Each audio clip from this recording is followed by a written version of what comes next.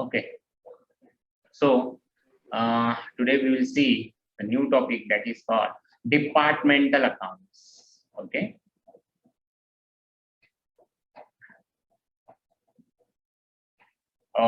Departmental accounts मतलब क्या होता है? कभी कभी ऑर्गेनाइजेशन में अलग अलग डिपार्टमेंट्स होते हैं, यानी समझो एक ही ऑर्गेनाइजेशन है आपका, पर आपके अलग अलग डिपार्टमेंट्स है, राइट? यानी जैसे कि अभी आपने अगर एग्जांपल के तौर पे लिया तो फिर एक टॉयज का तो शॉप है। ओके, टॉयज के शॉप में आपको अलग अलग डिपार्टमेंट दिख सकते हैं, यानी जैसे कि रोबोटिक टॉयज एक डिपार्टमेंट है, दूसरा है आपका अंडर 5 इयर्स का किड्स का टॉयज मिलेगा, ऐसा एक डिपार्टमेंट है। यानी ऐसे डिपार्टमेंट हो सकते हैं, एक ही बिल्डिंग में हो सकते हैं या फिर अलग अलग बिल्डिंग में भी हो सकते हैं, पर ज्यादातर एक बिल्डिंग में है ऐसा समझो।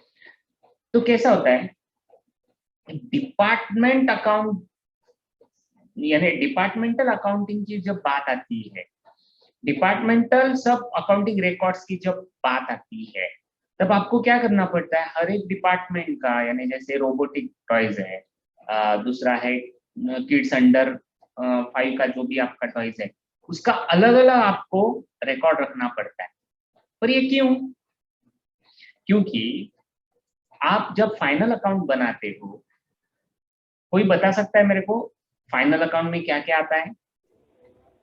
Trading account, profit and loss account and balance sheet. एकदम बराबर है, यानी trading account, profit and loss account and balance sheet, ये आपके फाइनल अकाउंट के 3 कंपोनेंट्स है।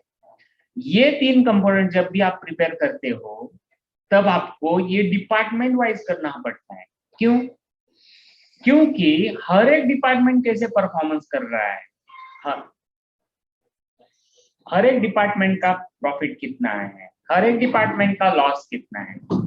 जबकि आपको एक प्रॉफिट लॉस अगर समझ में आ जाए, तो अब आगे जाके वो डिपार्टमेंट चालू रखना है या नहीं है, वो डिपार्टमेंट में कुछ इंप्रूवमेंट करनी है या नहीं है, ये जो मैनेजरियल डिसीजंस है, वो डिसीजंस आप ले सकते हो। ये डिपार्टमेंटल अकाउंट जो रहता है ना, ये इंटरनल यूज के लिए रहता है, यानी डिपार्टमेंटल अकाउंट कोई कंपलसरी ऐसी चीज नहीं है, पर इंटरनल यूज के लिए, ये आपके मैनेजमेंट डिसीजन के लिए है कि कौन सा डिपार्टमेंट कैसे चल रहा है, ये समझने के लिए डिपार्टमेंटल अकाउंट्स रहता है। बाकी आपका फाइनल अकाउंट सेम ही रहेगा, फाइनल अकाउंट में कुछ चेंजेस नहीं होंगे, सिर्फ आपको क्या करना है, वो डिपार्टमेंट वाइज आपको अलग अलग करने। ओके, और आगे जाके आपको एक साथ प्रॉफिट देख के, लॉस देख के आपको समझ जाना है कि कौन सा डिपार्टमेंट कैसे परफॉर्मेंस कर रहा है। ओके,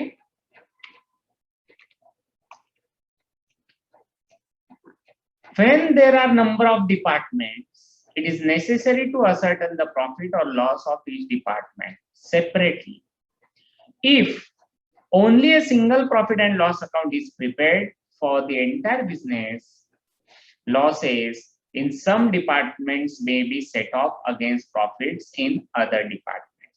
यानी कैसा है, जैसे आपके डिपार्टमेंट्स है, जितने डिपार्टमेंट्स है उनके हर एक डिपार्टमेंट का प्रॉफिट असर्टन करना इंपॉर्टेंट है, प्रॉफिट और लॉस जो भी है वो असर्टन करना इंपॉर्टेंट है। क्यों? समझो एक ऐसा प्रॉफिट एंड, अगर आप single profit and loss prepare करते हो एंटायर बिजनेस और लॉसेस का, तो क्या हो जाता है, समझो ए बी सी डिपार्टमेंट्स है, ए का प्रॉफिट है, बी का प्रॉफिट है और सी का समझो लॉस है। वो आपने एबीसी का अलग अलग किया तो आपको समझ में आ जाएगा, ए का प्रॉफिट है, बी का प्रॉफिट है और सी का लॉस है। अगर आपने वो अलग नहीं किया तो आपको टोटल प्रॉफिट दिखेगा ए बी का, और सी का जो है और ए बी में समा जाएगा, यानी आपको समझ में ही नहीं आएगा कि सी हमेशा लॉस में चल रहा है, नहीं समझ में आएगा। क्यों? क्योंकि ए और बी का प्रॉफिट चल रहा है ना, वो कवर कर रहे हैं सी को, राइट? यानी एक दिन ऐसा आएगा कि सी का लॉस इतना बढ़ेगा, आपका ए बी का प्रॉफिट चल रहा है ये भी नहीं पता चलेगा और आपको लॉस दिखते रहेगा, तो आप क्या करोगे मालूम है, एक दिन पूरा ऑर्गेनाइजेशन बंद करोगे, पर आपको ये मालूम होना चाहिए ए और बी अच्छी तरह से चल रहे थे, सी का प्रॉब्लम था। तो ये अगर आपको पता चलता है, कब पता चलेगा? जब डिपार्टमेंटल अकाउंटिंग आप प्रिपेयर करोगे तब आपको पता चलेगा कि सी का प्रॉब्लम है। तो सी का जो भी डिसीजन है उसी टाइम आप ले सकते हो, उसी टाइम बोल सकते हो कि इसमें कुछ इंप्रूवमेंट करनी है, या फिर सी बंद कर देना है, ए और बी चला देंगे। पर ये कब पता चलेगा आपको? जब आप डिपार्टमेंट वाइज अलग अलग रिपोर्ट्स करोगे तभी पता चलेगा। नहीं तो वो जो सी है लॉस वाला, ए और बी में कवर हो जाएगा हमेशा। पर एक दिन ऐसा आएगा कि सी का लॉस इतना ह्यूज हो जाएगा कि वो ए और बी का भी प्रॉफिट सेट ऑफ नहीं होगा और पूरा आपको लॉस ही दिखेगा सी की वजह से, राइट? तो ये सब मैनेजरियल डिसीजन है, वो डिपार्टमेंटल अकाउंटिंग में आप ले सकते हो। In departmental accounting, each department is treated as a separate entity for the purpose of recording and reporting। यानी डिपार्टमेंटल अकाउंटिंग में आपको क्या करना है, उसी बिजनेस का ही डिपार्टमेंट है वो, पर आपको एक सेपरेट एंटिटी ऐसे समझ के ही उसका अकाउंटिंग रिपोर्टिंग रिकॉर्डिंग करना है। यानी एबीसी डिपार्टमेंट है, कंपनी एक ही है, डिपार्टमेंट अलग है, पर आपको समझ के क्या जाना है, ए अलग है, बी अलग है, सी अलग है, ओके? और उस तरह से आपको रिपोर्टिंग करना है। Next, the profit and loss account is prepared in columnar form to ascertain the profit of each department separately। This helps in finding out which department is contributing how much profit। यानी आपका जैसा profit loss अभी तक आपने देखा है ना, वैसे ही करना है, एक कॉलमनर फॉर्म में ही करना है। आपको देखना है, समझो एक department B, department C, department ऐसे दिखाना है आपको प्रॉफिट एंड लॉस में। तो आपको उससे पता चलेगा कि ए का प्रॉफिट कितना है, बी का प्रॉफिट कितना है, सी का प्रॉफिट कितना है, ओके? डिपार्टमेंटल अकाउंटिंग क्यों करना चाहिए? प्लानिंग के लिए। अगर आपको कुछ आगे जाके प्लान करना है, आपको कुछ बिजनेस एक्सपांड करनी है, आपको जो बिजनेस में कुछ इंप्रूवमेंट करनी है, आपका बिजनेस में बढ़ावा देना है, तो फिर आप डिपार्टमेंटल अकाउंटिंग करके आपको ये पता चलेगा कि कौन सा डिपार्टमेंट कैसे परफॉर्मेंस कर रहा है, उस तरह से आप डिसीजन ले सकते हो। तो इसलिए अगर कुछ भी अगर प्लान करना है आपको, तो डिपार्टमेंटल अकाउंटिंग आपको हेल्प करेगा, ओके? कंट्रोल, यानी जैसे अपन ने एक एग्जांपल लिया था ए बी सी का, ए और बी दोनों प्रॉफिट में है, सी प्रॉफिट में नहीं है, वो लॉस में चल रहा है। तो आपको ये इमीडिएट पता चलेगा कि सी जो है ये लॉस में चल रहा है, उसके ऊपर जो भी एक्शन लेनी है, उसका जो भी इंप्रूवमेंट करना है, कंट्रोल करना है उसके ऊपर, वो आप इमीडिएट ले सकते हो। अगर डिपार्टमेंटल अकाउंटिंग अगर आपने किया होगा तो ही आपको वैसे वो पता चलेगा, ओके? तो कंट्रोल अगर आपको करना है किसी डिपार्टमेंट के ऊपर, तो आपको डिपार्टमेंटल अकाउंटिंग हेल्प करेगा, ओके? इवैल्यूएशन ऑफ परफॉर्मेंस, अगर किसी डिपार्टमेंट का आपको परफॉर्मेंस इवैल्यूएट करना है तो फिर आपको डिपार्टमेंटल अकाउंटिंग ही मदद कर सकता है कि आपके डिपार्टमेंट, कौन सा डिपार्टमेंट कैसे चल रहा है, उसकी एफिशिएंसी क्या है, उसका परफॉर्मेंस कैसे चल रहा है। ये इवैल्यूएशन का काम डिपार्टमेंटल अकाउंटिंग में ही होगा, इसलिए डिपार्टमेंटल अकाउंटिंग जरूरी है।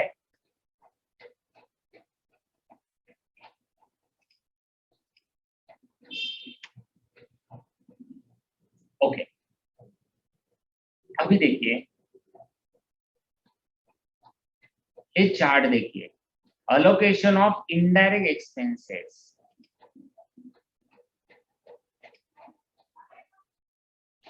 यानी याद रखिए अपने पास दो एक्सपेंसेस रहते हैं, कैसे? डायरेक्ट एक्सपेंसेस और इनडायरेक्ट एक्सपेंसेस।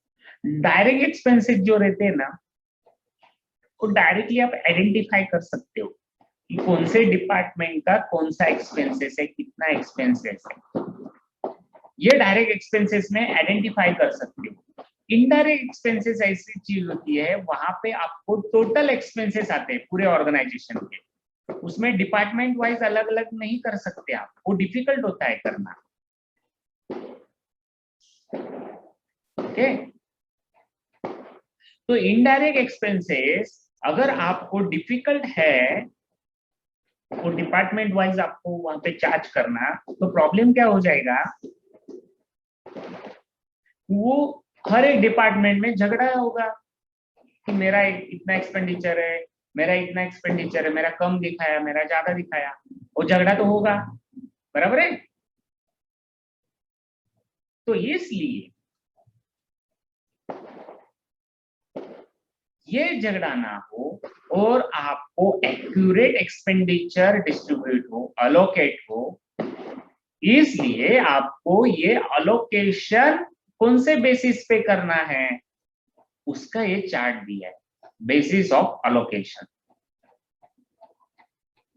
यानी कई एक्सपेंडिचर ऐसे रहते हैं उसके टोटल ही आपके पास अमाउंट रहती है, पर आपको ये मालूम नहीं रहता कि आपका पर्टिकुलर डिपार्टमेंट का कितना एक्सपेंडिचर है। तो इसके लिए उन्होंने एक आपको चार्ट दिया है, उस हिसाब से आप वो अलोकेट कर सकते हो। तो यहाँ पे देखिए पहला कॉलम है नंबर, दूसरा कॉलम है एक्सपेंसेस टू बी अलोकेटेड और तीसरा कॉलम है बेसिस ऑफ अलोकेशन। ओके, तो पहला देखिए फ्रेट इनवर्ड ऑक्ट्रॉय, राइट। यानी फ्रेट इनवर्ड ऑक्ट्रॉय मतलब क्या होता है, जब भी आप कौन सा भी मटेरियल मंगाते तब आपको कई म्युनिसिपल कॉर्पोरेशन जो रहता है उनके बॉर्डर जो रहती है, उनका जो एरिया जब चालू हो जाता है म्युनिसिपल कॉर्पोरेशन का, वहां पे म्युनिसिपल कॉर्पोरेशन के कई कर्मचारी रहते हैं, वो आपका सब बिल चेक करते हैं, आपकी गाड़ी चेक करते हैं, कितना मटेरियल आपने अंदर लाया है वो चेक करते हैं, उस हिसाब से उनका ऑक्ट्रॉय चार्जेस भरना पड़ता है, उसको जकात भी बोलते हैं। जैसे बोलते हैं ना जकात नाका वगैरह बोलते हैं ना अपन, वो सेम वैसे ही है, वो जकात नाके पे वो वहां पे लेके वहां पे बिलिंग करते हो। तो जो भी ऑक्ट्रॉय चार्जेस है, फ्रेट चार्जेस है, वो आपको पेड करना पड़ता है, तभी जाके आपके पास वो मटेरियल आता है। पर याद रखिए जब भी वो म्युनिसिपल कॉर्पोरेशन वाले आपकी गाड़ी वहां पे रुकाएंगे, वो बोलेंगे आपको कि इतना ऑक्ट्रॉय चार्जेस है, तो वो ये नहीं बोल सकते ना, समझो आपके पास एबीसी डिपार्टमेंट है, तो ये थोड़ी बोलेंगे आपका ए डिपार्टमेंट का इतना चार्जेस है, बी डिपार्टमेंट का इतना चार्जेस है, सी डिपार्टमेंट का इतना चार्जेस है। उनसे क्या लेना देना है, वो तो म्युनिसिपल कॉर्पोरेशन, वो थोड़ी आपके ऑर्गेनाइजेशन के है।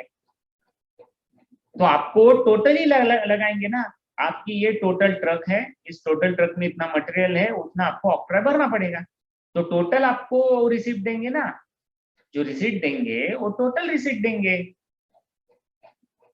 फिर आगे जाके आपको प्रॉब्लम क्या होता है, जब वो रिसिप्ट आप जब भी ऑर्गेनाइजेशन में चार्ज करते हो एक्सपेंडिचर, उसमें आपको डिपार्टमेंट वाइज अलग अलग करना पड़ता है। तो यहाँ पे डिफिकल्टी क्रिएट हो जाती है, आपके पास तो टोटल रिसिप्ट है, तो ए डिपार्टमेंट का कितना, बी डिपार्टमेंट का कितना, सी डिपार्टमेंट का कितना नहीं मालूम आपको, तो इसलिए उन्होंने एक बेसिस दिया है, उस बेसिस पे आप वहां पे चार्ज कर सकते हो। तो देखिए फ्रेट इनवर्ड ऑक्ट्रॉय कौन से बेसिस पे लेना है, ये देखिए basis purchase of each department, यानी जितना परचेस रहेगा जिस डिपार्टमेंट का उतना ऑक्ट्रॉय चार्जेस आपको लेने पड़ेंगे। यानी एक उदाहरण के लिए अगर आपने लिया तो समझो 10,000 आपके ऑक्ट्रॉय चार्जेस है, 10,000 ऑक्ट्रॉय चार्जेस है, राइट। तो 10,000 टोटल ऑक्ट्रॉय चार्जेस है, आपके पास ए बी सी डिपार्टमेंट है, एबीसी डिपार्टमेंट है, तो वो जो 10,000 है वो आपको डिस्ट्रीब्यूट करना है एबीसी में, तो कैसे करोगे, तो उन्होंने दिया है ऑक्ट्रॉय चार्जेस अगर आएंगे तो परचेस कितने हैं इस डिपार्टमेंट के, उस हिसाब से आपको वहां पे अलोकेट करना है। समझो ए का परचेस है 10,000, बी का परचेस है 20,000 और सी का परचेस है 30,000। 10,000, 20,000, 30,000। अगर आपने जीरो निकाल दिया तो 1:2:3 रेशो आएगा सिंपल में। हाँ, यानी परचेस रेशो कितना आएगा 1:2:3। तो ये जो 10,000 है आपका ऑक्ट्रॉय चार्जेस, ये 1:2:3 में डिस्ट्रीब्यूट करने हैं ए बी सी में। ए का हिस्सा 1, बी का हिस्सा 2 और सी का हिस्सा 3। ऐसे आपको आगे जाके ये एक्सपेंडिचर अलोकेट करने हैं। जो टोटल एक्सपेंडिचर रहते हैं आपको कई बेसिस याद करने चाहिए, उस बेसिस पे आपको डिस्ट्रीब्यूट करने हैं। ओके, तो दूसरा देखिए, rent, taxes, repairs of building, वो कौन से बेसिस पे लेना है ये देखिए। Floor area of each department, यानी कितना फ्लोर एरिया ऑक्युपाइड किया है कौन से डिपार्टमेंट ने, उस हिसाब से आपको रेंट, टैक्सेस, रिपेयर्स और बिल्डिंग का खर्चा आपको डिस्ट्रीब्यूट करना है। यानी एरिया स्क्वायर फीट रहता है वो, समझो ए का है 100 स्क्वायर फीट, बी का है 200 स्क्वायर फीट, सी का है 300 स्क्वायर फीट, तो उसका भी रेशो वैसे ही ना 1:2:3, राइट।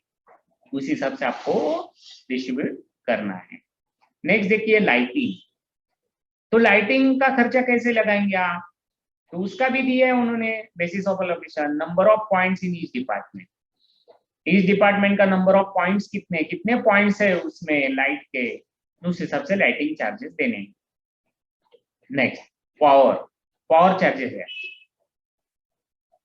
तो पावर चार्जेस क्या है, horse power of equipments installed in each department, यानी आपका जो मशीन रहता है ना वो हॉर्स पावर से चलता है, यानी 1 HP का 2 HP, HP मतलब हॉर्स पावर, तो 1 HP, 2 HP, 3 HP ऐसी मोटर रहती है वो, राइट। तो उस हिसाब से कौन से डिपार्टमेंट में कितना HP का मोटर चल रहा है, उस हिसाब से पावर चार्जेस आप लगाओगे। ओके, नेक्स्ट है डेप्रिसिएशन रिपेयर्स, उसका बेसिस है वैल्यू ऑफ असेट, क्योंकि डेप्रिसिएशन जो रहता है वो असेट के ऊपर ही रहता है ना, रिपेयर्स जो रहता है वो असेट के ऊपर ही रहता है ना। तो उस पर्टिकुलर डिपार्टमेंट का वैल्यू कितना है असेट का, उस हिसाब से आपको डेप्रिसिएशन रिपेयर्स एक्सपेंडिचर लेने। नेक्स्ट है इंश्योरेंस, इंश्योरेंस 3 इंश्योरेंस दिए उन्होंने, असेट दिया है, स्टॉक दिया है, वर्कमैन कॉम्पेंसेशन दिया है। यानी इंश्योरेंस में देखिए असेट का, अगर असेट का इंश्योरेंस है तो असेट वैल्यू लेनी है, वैल्यू ऑफ असेट कितना है इस डिपार्टमेंट का वो लेना है। अगर स्टॉक का इंश्योरेंस दिया है प्रॉब्लम में तो वैल्यू ऑफ स्टॉक कितना है उस हिसाब से आपको डिस्ट्रीब्यूट करना है। अगर वर्कमैन कॉम्पेंसेशन, अगर वर्कर को कुछ होता है, अगर समझो कोई एक्सीडेंट होता है उससे कुछ वर्कर को होता है, उसका इंश्योरेंस होता है ना, तो वो कौन से बेसिस पे लेना है, नंबर ऑफ वर्कर्स कितने हैं आपके डिपार्टमेंट के, वेजेस कितने हैं आपके डिपार्टमेंट के, यानी जो भी इंफॉर्मेशन यहाँ पे अवेलेबल है ना आपके प्रॉब्लम में उस हिसाब से आपको लेना है। ओके, नेक्स्ट है 7 स्टाफ वेलफेयर है।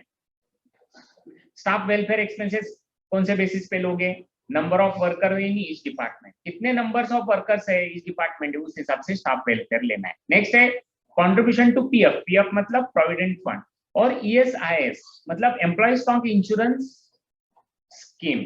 यानी कैसा रहता है ये जो है ये पूरा बेसिस आपका वेजेस के ऊपर रहेगा, कितना वेजेस है उस हिसाब से यहाँ पे कंट्रीब्यूशन टू पीएफ, ईएसआईएस, ये एक्सपेंडिचर आपको लेने हैं। ये सब आपको प्रॉब्लम में दिए जाते हैं। हाँ, ये सब जो है ना ये प्रॉब्लम में बेसिस वगैरह सब दिए जाते हैं। ओके, सिर्फ आपको रेशो निकालना होता है और डिस्ट्रीब्यूट करना पड़ता है। यानी एक्चुअली कैसे आपको ये मालूम होना चाहिए कि ये एक्सपेंडिचर कौन से बेसिस पे, ये मालूम होना चाहिए बस आपको। बाकी ये बेसिस वगैरह सब दिया जाता है आपको प्रॉब्लम में, पर आपको ये मालूम होना चाहिए ये कौन से बेसिस पे लेना है। ओके, नेक्स्ट है कॉस्ट ऑफ स्टोर्स डिपार्टमेंट, वो लेना है आपका material consume by each department. Okay, next है cost of personal department, personal department का जो है वो नंबर ऑफ एम्प्लॉय के ऊपर है, कितना एम्प्लॉय उस डिपार्टमेंट के है उस हिसाब से। नेक्स्ट है cost of repairs workshop, number of hours work at each department, कितने आवर्स वर्क किया है वहां पे रिपेयर का काम किया है इस डिपार्टमेंट में, उस हिसाब से आपको लेना है। नेक्स्ट है कॉस्ट ऑफ कैंटीन, कैंटीन का अगर कॉस्ट है तो नंबर ऑफ वर्कर्स है, वेजेस है, वो कौन सा भी ले सकते हो जो भी आपके पास इंफॉर्मेशन अवेलेबल है। नेक्स्ट है आपका प्रोडक्शन फैक्ट्री एक्सपेंसेस, यानी प्रोडक्शन फैक्ट्री एक्सपेंसेस अगर आपको लेने हैं तो इसके देखिए 5 बेसिस दिए, पर ये 5 बेसिस पांचों 5 नहीं लेने आपको। जो इंफॉर्मेशन अवेलेबल है प्रॉब्लम में, इसमें से 5 में से जो भी एक इंफॉर्मेशन अवेलेबल रहेगी वो आप ले सकते हो। ओके, कौन सा भी है, टेंशन नहीं लेना है आपको। मटेरियल कंज्यूम बाय इस डिपार्टमेंट अगर है आपके पास तो उस हिसाब से लीजिए, वेजेस है उस हिसाब से लीजिए, मशीन आवर्स है तो उस हिसाब से लीजिए, लेबर आवर्स है तो उस हिसाब से लीजिए, क्वांटिटी प्रोड्यूस कितना किया है हर एक डिपार्टमेंट ने उस हिसाब से आपको डिस्ट्रीब्यूट कर सकते हो। कौन सी भी एक इंफॉर्मेशन प्रॉब्लम में दी जाएगी आपको। ओके, नेक्स्ट है सेलिंग एंड डिस्ट्रीब्यूशन एक्सपेंसेस। इसमें कैसा है, आपका जो भी सेल्स है डिपार्टमेंट का, वो सेल्स का क्वांटिटी कितना है उस हिसाब से आपको ये डिस्ट्रीब्यूट करना पड़ेगा, क्योंकि ये सेल का संबंध है ना इसका, इसलिए तो उसका भी उन्होंने एक लिस्ट दिया है, जो भी आपके पास अवेलेबल है वैसे कीजिए। यूनिट केजी यानी किलोग्राम सोल्ड बाय इस department, unit KG sent by इस डिपार्टमेंट, कौन सा डिपार्टमेंट सेंट किया होगा, सोल्ड नहीं है, सेंट किसी को दिया होगा वो, अगर स्टोर में कितना है क्वांटिटी आपके स्टॉक में, उस हिसाब से आप ये कर सकते हो। और लास्ट वाला देखिए एडमिनिस्ट्रेटिव ऑफिस एक्सपेंसेस, उसमें आपको सेल्स ऑफ ईच डिपार्टमेंट देखना है, दूसरा है सैलरी ऑफ ईच डिपार्टमेंट, यानी ये दोनों भी आपको कर देने हैं। यानी इसमें से जो भी इंफॉर्मेशन अवेलेबल रहेगी ये एडमिनिस्ट्रेटिव ऑफिस एक्सपेंसेस कर लेना है। ओके, तो ऐसा रहता है ये बेसिस ऑफ अलोकेशन। ये आपको कॉमन एक्सपेंसेस रहते हैं, पर वो अलोकेट करने के बेसिस कौन कौन से, ये बेसिस आपको करने हैं। ओके, उस हिसाब से आपको डिस्ट्रीब्यूट करना पड़ता है। Okay okay, so next time we will see practical problem on